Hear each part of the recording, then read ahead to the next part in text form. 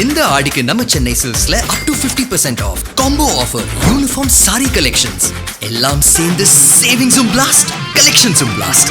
நம்ம தி சென்னை சில்க்ஸ். தமிழ்நாட்டுல எல்லாமே சேஞ்ச் ஆயிடுச்சு. உங்க நகையையும் சேஞ்ச் பண்ணுங்க. உங்க பழைய நகைக்கு கிராமுக்கு 150 ரூபாய் கூடுதலா வாங்கி புது நகை எடுத்துக்கோங்க. அதே கம்மி சேதாரம் தான் உங்க லலிதால மட்டும்தான். ஹாலிடேஸ்னாலே அது நம்ம ஜிடி ஹாலிடேஸ் தான்.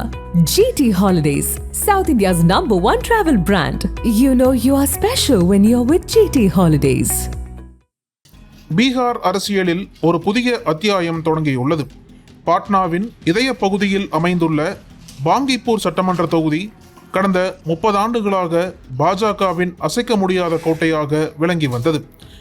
1995 முதல் தொடர்ந்து பாஜக வெற்றி பெற்று வந்த இந்த தொகுதியில் தற்போதைய பாஜக தேசிய தலைவர் நிதின் நபின் கடந்த 4 தேர்தல்களிலும் வெற்றி பெற்று 4 முறை எம்எல்ஏவாக இருந்திருக்கிறார்.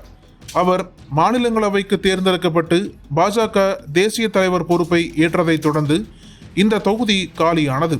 இதையடுத்து நடைபெற்ற இடைத்தேர்தலில் ஜன்சுராஜ் கட்சியின் நிறுவனரும் முன்னாள் தேர்தல் வியூக நிபுணருமான பிரசாந்த் கிஷோர் வெற்றி பெற்றுள்ளார்.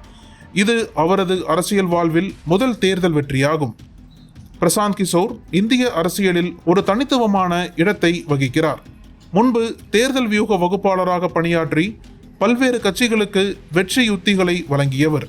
நரேந்திர மோடி, நிதிஷ்குமார் உள்ளிட்ட தலைவர்களுடன் இணைந்து பணியாற்றிய அனுபவம் அவருக்கு உண்டு. பின்னர் அரசியல் ஆலோசனை பணியிலிருந்து விலகி சொந்தமாக ஜன்சுராஜ் கட்சியை தொடங்கினார். பீகார் முழுவதும் நடைபயணம் மேற்கொண்டு மக்களிடம் நேரடி தொடர்பை ஏற்படுத்த முயன்றார். 2025 பீகார் சட்டமன்ற தேர்தலில் ஜன்சுராஜ் கட்சி 238 தொகுதிகளில் போட்டியிட்ட போதும் ஒரு இடத்தை கூட அவரது கட்சியால் வெல்ல முடியவில்லை. வாக்கு வங்கி சுமார் 3% இருந்தது. அந்த தோல்விக்கு பிறகு தான் நேரடியாக களமிறங்க வேண்டும் என்ற முடிவுக்கு வந்தார். அதற்காகவே பாங்கிப்பூர் இடைத்தேர்தலை தனது முதல் களமாகவும் மாற்றிக்கொண்டார். பாங்கிப்பூர் தொகுதி பாஜகவின் பாரம்பரியமாகவும் கோட்டையாகவும் கருதப்பட்டது. நகர்ப்புற கல்வி அறிவு மிக்க, ஒப்பீட்டளவில் செல்வந்தர்களான வாக்காளர்கள் அதிகமுள்ள இத்தொகுதியில் பாஜக தொடர்ந்து ஆதிக்கம் செலுத்தி வந்தது. ஆனால் இந்த இடைத்தேர்தலில் வாக்குப்பதிவு வெறும் 34.30% இருந்தது. குறைந்த வாக்குப்பதிவு இருந்த போதிலும் பிரசாந்த் கிஷோர் காலை முதலே முன்னணியில் இருந்து இறுதியில் வெற்றியை உறுதி செய்தார்.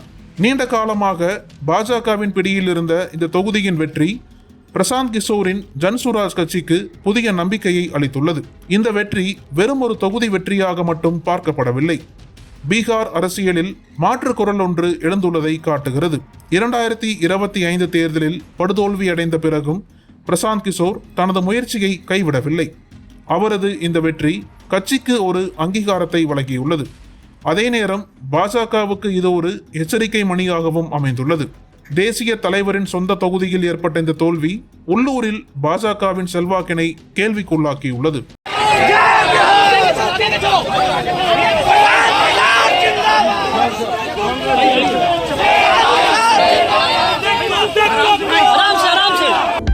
அனல் பறக்கும் செய்திகளை அப்டேட் செய்து கொள்ள நக்கீரன் களத்தை இப்பவே சப்ஸ்கிரைப் பண்ணுங்க.